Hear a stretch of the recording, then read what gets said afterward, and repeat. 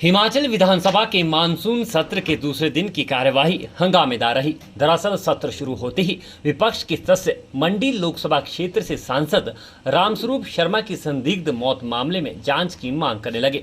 विपक्ष के सदस्यों ने आरोप लगाया कि सरकार जानबूझकर मामले की जांच में पर्दा डालने की कोशिश कर रही है। विपक्ष ने इस मामले पर सदन में अपनी नाराजगी जताई और कुछ देर बाद सदन से वॉकआउट कर दिया। इस दौरान कांग्रेस विधायक जगत सिंह नेगी, सुंदर सिंह ठाकुर और नंदलाल ने कहा कि सांसद के बेटे ने अपने पिता की मौत को संदिग्ध बताते हुए दिल्ली में भाजपा के राष्ट्रीय अध्यक्ष जेपी नड्डा, केंद्रीय मंत्री नितिन गडकरी और दिल्ली पुलिस कमिश्नर से मिलकर हत्या की आशंका बताते हुए जांच की मांग की थी। कांग्रेस विधायकों ने कहा कि विपक्ष ने भाजपा सांसद रामस्वरूप की संदिग्ध मौत मामले पर नियम 67 में सारा काम रोककर स्थगन प्रस्ताव पर चर्चा की मांग की थी, लेकिन संसदीय कार्य मंत्री सुरेश भारद्वाज ने कहा कि बगैर नियम के इस तरह से बोला नहीं जा सकता। कोई आम व्यक्ति नहीं थे, वो हमारे 18 लाख लोगों के प्रतिनिधि थे।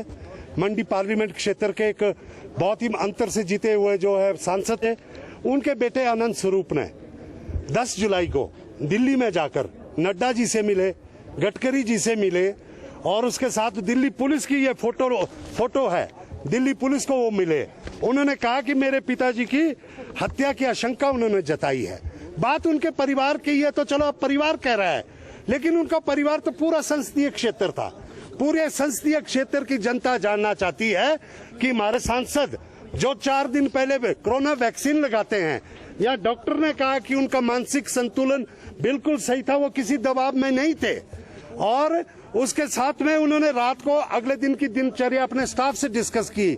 फिर ऐसे रस्मी मौत और बाकी राजन सुशांत की मौत को लेकर तो बड़े भारी यहाँ पे हल्ला करती है ये पार्टी के लोग, लेकिन हिमाचल की जनता, मंडी पार्लियामेंट के लोग ये जानना चाहते हैं कि हमारे सांसद जो कि लोकप्रिय सांसद थे, हमारे भी वो काफी करीब थे। हमारे लोकल वहाँ पे एयरपोर्ट अथॉरिटी की बैठक होनी थी उसी हफ्ते, उन्होंने उस बारे में मेरे से चर्चा की कि हम अगले हफ्ते बैठक कर रहे हैं, आपके पास समय है? मैंने कहा जी मैं आ जाऊंगा अगले हफ्ते। तो इस बीच में ऐसी हत्या होना मेरे ख्याल बिल्कुल आशंका पैदा करती है, और जिस प्रकार से हिमाचल सरकार इस पे पर्दा डालना चाहती है, एक बहुत बड़ा षड्यंत्र है। इस षड्यंत्र को आपके माध्यम से जनता तक ये जो सच्चाई आनी चाहिए, मैं आपसे मांग करता हूँ। अभी तक 4 महीने हो गए, फॉरेंसिक जांच की रिपोर्ट नहीं आ सकी, कॉल डिटेल्स अभी तक 4 महीने में नहीं निकाल सकी।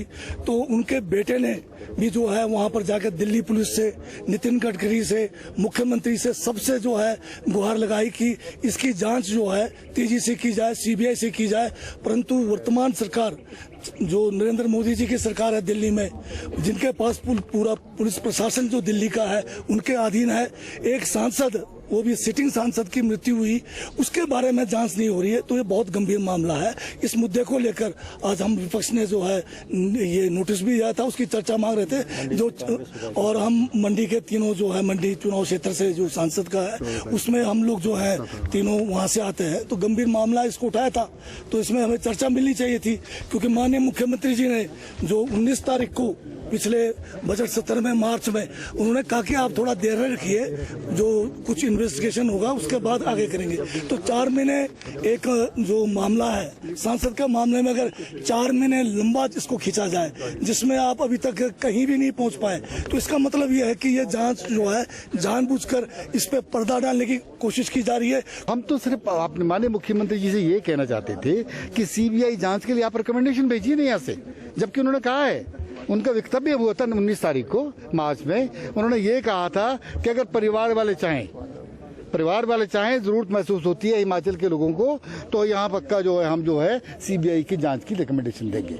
और बड़ा पेनफुल था, बड़ा गलत चीज हुई, और हमने जब ये बात रखी तो माननीय मुख्यमंत्री ने जो वक्तव्य दिया, we are not satisfied with that, उन्होंने सिर्फ एक लिपापोती की काम किया। उनको ये बताना चाहिए था कि हम सीबीआई की जांच के लिए रिकमेंडेशन भेजते हैं या नहीं भेजते। हिमाचल की सरकार, हिमाचल के पूरे लोग, हिमाचल मंडी पार्लियामेंट पूरे हल्के के जो लोग हैं, ये चाहते हैं कि इसकी सीबीआई की जांच की जाए, ताकि पता चले कि हमारे जो सांसद है 18 लाख वोट से, 4.5 लाख वोट से जीता हुआ आदमी इस तरह से ढंग से कैसे लड़ते होगी। वहीं इस पर मुख्यमंत्री जयराम ठाकुर ने कहा कि मंडी लोकसभा क्षेत्र के सांसद रामस्वरूप शर्मा मंडी से थे और उन्हीं के ही दल से संबंधित थे। उन्होंने कहा कि रामस्वरूप शर्मा की मृत्यु पर अफसोस है। मुख्यमंत्री ने कहा कि यह दुखद देहांत दिल्ली में हुआ है। कहा कि जिन परिस्थितियों में उनकी मृत्यु हुई है उस पर सिर्फ यही कहना है कि मामला दिल्ली में घटित हुआ है और इस पर दिल्ली क्राइम ब्रांच में एफआईआर दर्ज हुई है और जांच की प्रक्रिया जारी है। मुख्यमंत्री जयराम ठाकुर ने बताया कि वह उनके परिवार वालों से भी मिले हैं। मुख्यमंत्री ने कहा कि इस बारे में महज एक बयान उनके बेटे की ओर से अखबारों में आया है। उन्होंने खुद रामस्वरूप शर्मा के परिवार वालों से बात की है कि इस बारे में वह कुछ और करवाना चाहते हैं तो सरकार उनका साथ देगी, लेकिन परिजनों ने इस संबंध में कोई भी बात नहीं की। मुख्यमंत्री ने कहा कि जब तक परिवार के सदस्य खुद सीबीआई या दोबारा जांच की मांग नहीं करते तब तक जांच प्रक्रिया ऐसे ही आगे बढ़ेगी। श्री रामस्वरूप शर्मा जी मंडी लोकसभा क्षेत्र के हमारे सांसद थे और उनके दुखद मृत्यु पर हमें भी बहुत अफसोस है। जहां तक जिन परिस्थितियों में उनकी मृत्यु हुई है उस सारे मामले को लेकर के मुझे सिर्फ इतना ही कहना है कि मामला दिल्ली में घटित हुआ और दिल्ली में जो क्राइम ब्रांच में उसमें एफआईआर होने के बाद उसकी तफ्तीश जो है उसकी इन्वेस्टिगेशन की प्रोसेस वहां पर चली है। जो भी साक्ष्य मौके पर मौजूद थे उस सारे साक्ष्य उनके पास उपलब्ध है और ऐसी परिस्थिति में परिवार के सदस्यों के साथ भी हमारी बातचीत हुई। जो व्यक्तिगत रूप से परिवार के सदस्यों ने हमसे बातचीत की है उसमें उन्हें इन्वेस्टिगेशन को दोबारा करना या सीबीआई के सुपुर्द करने की कोई बात अभी तक कही। जांच जल्दी हो इस बात के लिए उनके बेटे ने समाचार में कहीं एक खबर हमने देखी कि लगी है, कहीं स्टेटमेंट दी है। ऐसी परिस्थिति में मुझे सिर्फ इतना ही कहना है कि इस सारे मामले की जांच की प्रक्रिया अभी तक चली है और जब तक परिवार के सदस्य स्पेसिफिक ऐसी मांग नहीं करते तब तक मुझे लगता है कि वो सारी जो इन्वेस्टिगेशन की जो प्रोसेस चली है वो आगे बढ़ती रहे, यही मैं कहना चाहता हूँ।